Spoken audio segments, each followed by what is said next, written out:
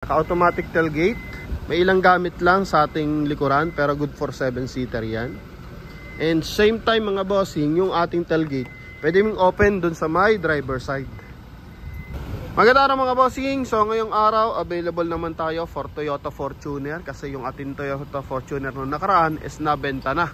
Yung ating B variant na kulay gray mga boss. Ano po? And same time naman ngayong araw din is available tayo. Ano naman to, kulay white mga bossing na B variant din. Okay? Yung nakaraan 2018 pero ngayon 2019 naman to. Then mileage nito is 50,000 kilometer mga boss. And syempre mas mababa pa rin tayo magbigay compare mo sa iba mga bossing. Ano? So yung nakaraan is ang asking doon is 1,230,000. 2018 model yon mga boss. Ano po? Okay, so I think may nagbebenta pa na ng 1.3 mga bossing. Then eto po is ibinibigay natin sa halagang for walk-in ang benta nila is 1.330. Pero sa atin mga bossing is 1,270,000. As B variant mababa po yan, ano? Kung familiar tayo sa bentahan ng Toyota Fortuner, mababa po yan sa halagang 1,270,000. And pwede pa tayong kumurot ng bahagya sa price mga bossing. Basta sure buyer and subscriber natin. Tayo naman is open naman tayo. Kung merong request yung ating buyer, tinatawag natin yan sa may-ari ng sasakyan mga boss. Hindi agad natin pinapatay yung transaction or kinakat mga bossing. Kung concern is about sa presyo, nilalapit natin yan. Kapag kaya, ilalaban natin yan mga bossing. Pero pag hindi naman, talagang magpapas po tayo doon. Pero napakadalang ng hindi mga boss. Most likely, deal tayo ng deal mga bossing. Yung iba lang, din natin pinapost mga boss. Mahalaga, nakukuha ng ating mga viewers and buyers, magandang unit pa rin mga boss. Okay? Yan. So ito po is 2019 Toyota Fortuner 4x2 automatic transmission. Siyempre, diesel to. So makina na ito is yung 2.4 na mga boss. So, front area nito is naka-projector headlight and alam naman natin maraming chrome accent ang Toyota Fortuner pagdating dito. Naka-daytime running light, coding nito is Wednesday. Malinaw lahat ng mga headlight yan mga boss, yung mga lens, fog light, tsaka headlight. Okay, then sa side naman is naka R18 to na naka two-tone mga boss, polish gray. And pagdating sa gulong, 85% tread light pa to mga boss. Makapal pa na Bridgestone yung ating gulong mga boss. Yan. Okay. All disc brake na rin to mga bossing. Ito naman yung kanyang likuran. Naka 4-eye sensor and reverse parking camera. Naka automatic tailgate na rin to mga boss. Yan. Ito pala. Okay. Yan. Naka automatic tailgate. May ilang gamit lang sa ating likuran pero good for 7-seater yan. And same time mga bossing, yung ating tailgate pwede mong open dun sa my driver side. Yan. And syempre hindi mawala, may mga issue pa rin ng bahagya mga boss. Yan, may mga maliit na scratches. And then sa side meron siyang chrome accent, paikot yan sa ating window panel. Naka-chrome yung ating door handle. Push start unit syempre. Yan, eto, may gasgas ng bagya yung step board. Then dito, meron din. Okay. Yan, sa harapan, may 2-eye sensor yan. Para yung mga sumisingit na maliliit na sasakyan, o kahit even malalaki, o even magpapark tayo, so nasa-sense, para nagiging aware yung ating driver. Yan. Okay, so pasok naman tayo sa loob. Signal light sa kanyang side mirror, may konti rin. Yan. Then, eto na yung ating magandang interior. So, naka-power adjust yung ating upuan. Naka-power seat yan. Okay. Height, tsaka pang-recline mga boss. Pwede. Then, ating steering wheel. Eto. So, meron siyang baliktad pala. Meron siyang mga bossing, paddle shift. Yan. So, may paddle shift to mga boss. Okay, eto, paddle shift. Siyempre, may speed limit, cruise control. Then voice command, hands-free connection para sa ating 2-din audio system mga boss. Yan. Okay, siyempre, ito yung kanyang Meter cluster, napakaganda ng meter cluster. Then mileage 50,822. So ito yung binabanggit ko sa inyo mga bossing. Yan. Okay, pwede mong i-open dito yung kanyang tailgate. Yan, less hassle mga bossing. Then pailawin natin yung napakagandang tail light nito. Yung ating mga LED light. Then pwede mo rin dito i-close mga boss.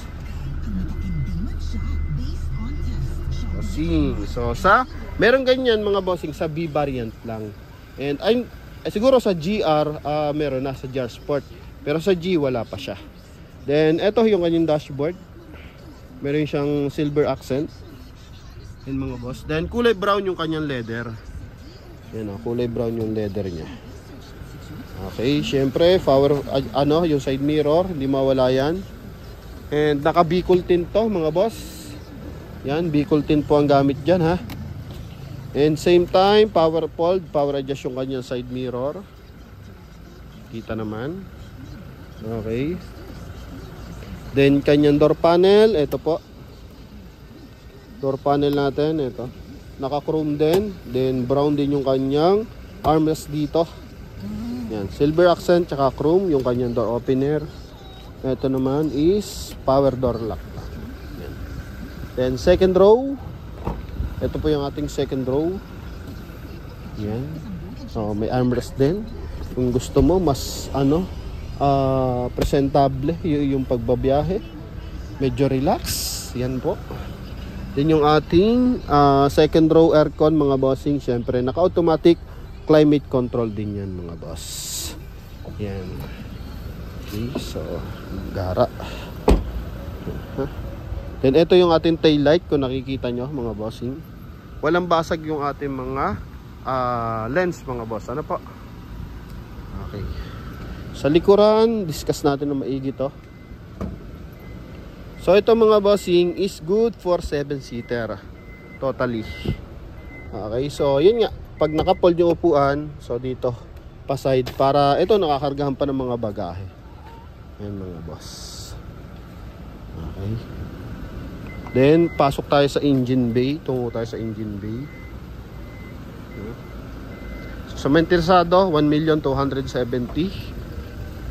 Okay, kung meron kayong suggested price, pwede nyo sabihin sa akin, sabihin natin sa may-ari. Ganun lang po kasimple mga boss. Kaya yung ating mga buyer, madalang talaga yung bumibitaw. Kasi nga, nilalapit natin yung concern nila. Hindi naman tayo nagmamarunong dyan mga boss about sa presyo. So basta sa presyo, hindi tayo nagigialam dyan. Okay, kung ano lang yung suggested ng buyer, lapit natin kay dealer.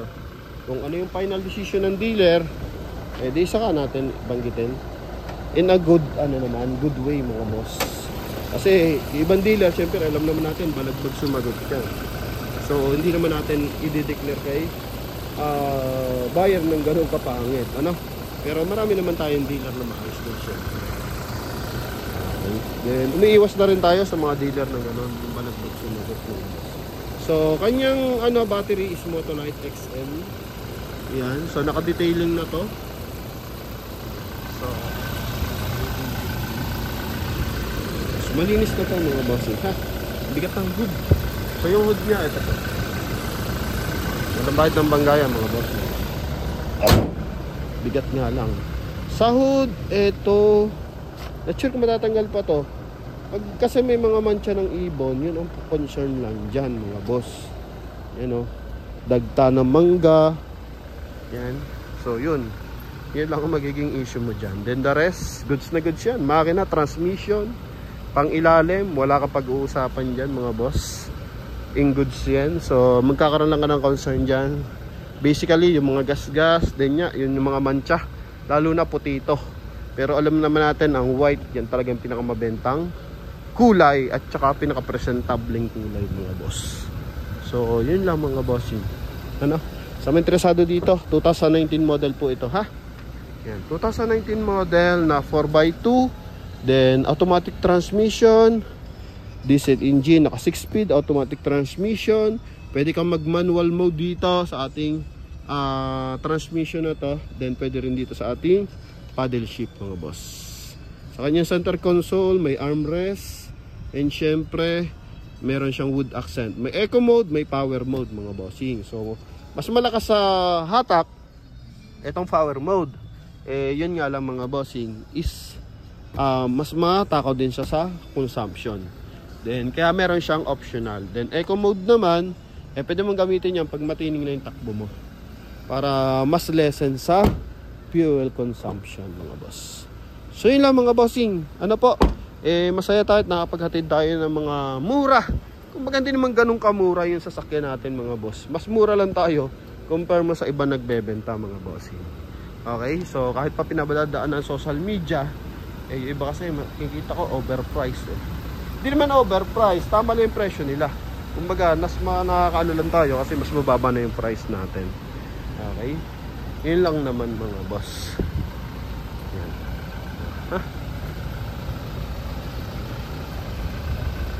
So huling sulyap para sa ating unit na to, 2019 Toyota Fortuner G variant automatic transmission.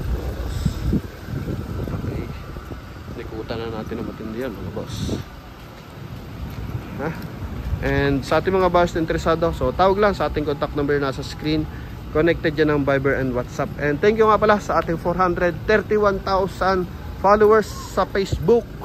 And yan na, umabot na tayo ng 78,000 sa ating YouTube mga bossing. So hoping umabot tayo ng 100,000 sa YouTube mga boss. And hoping naman sa ating Facebook, ma-monetize na tayo. Grabe, 431,000 followers tapos hindi monetize mga bossing. Yan lang. Okay, so walang problema. Ano naman yan source of sales naman natin si Facebook mga bossing. Then ganun din naman si YouTube. Lahat ng full review natin naka YouTube na. Kaya kung hindi pa kayo nakasubscribe sa ating YouTube channel, so mag-subscribe na kayo mga boss. Ano? Yan. Kung hindi pa naman kayo nakapollow sa ating Facebook, so mag-follow na kayo mga bossing. So yun lamang mga boss. Thank you very much and God bless. Yan. Bye-bye.